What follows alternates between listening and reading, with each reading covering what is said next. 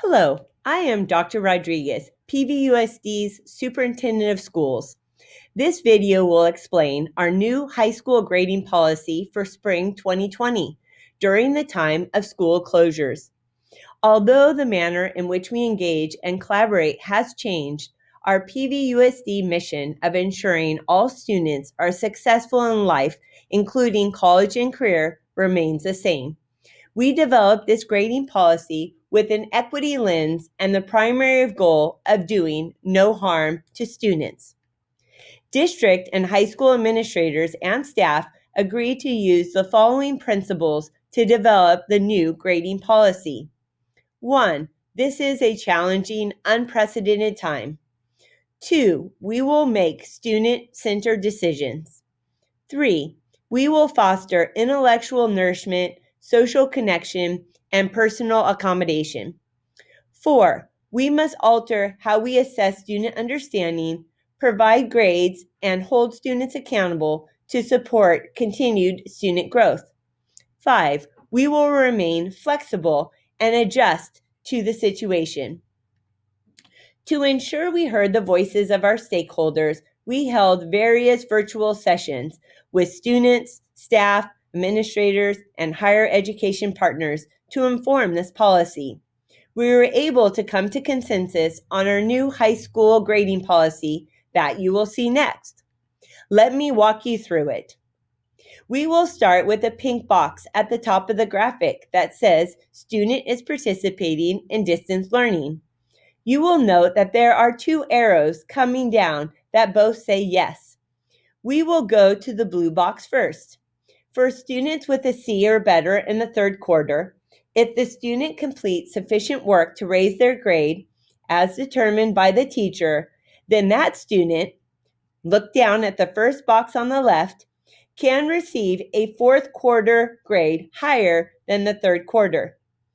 If the student does not complete sufficient work to raise their grade, the student will receive, now looking down at the second green box, the same grade for the fourth quarter as for the third quarter.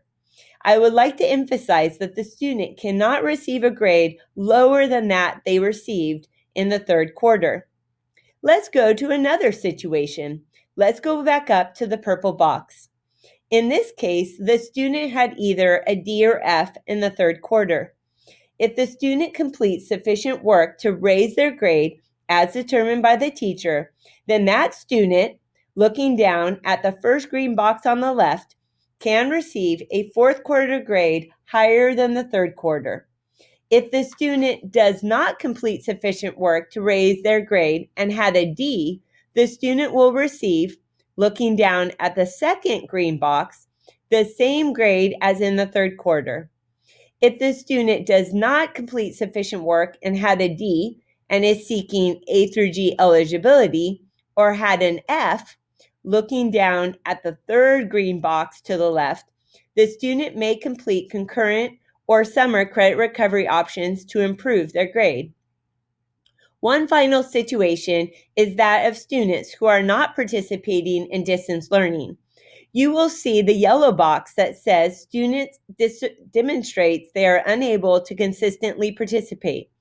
If the student is able to show that they are unable to participate, looking down at the second green box, they will receive the same grade they had in third quarter for fourth quarter.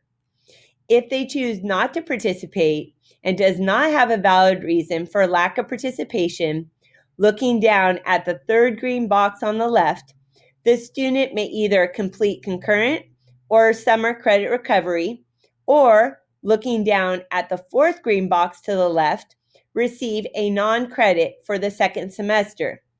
While a non-credit will not affect their GPA, it may impact graduation if it is a credited course that they need to fulfill graduation requirements. As you will see on the far right, there is a process that we will go through if it is determined, as shown in the yellow box, that a student cannot participate. First and foremost, we know that students who miss 3 months of learning will not benefit as they enter the incoming school year or the first year of college.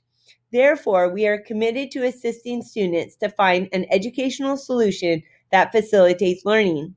We will first consider a program shift by providing other options such as independent study, adult education, credit recovery, or paper packets.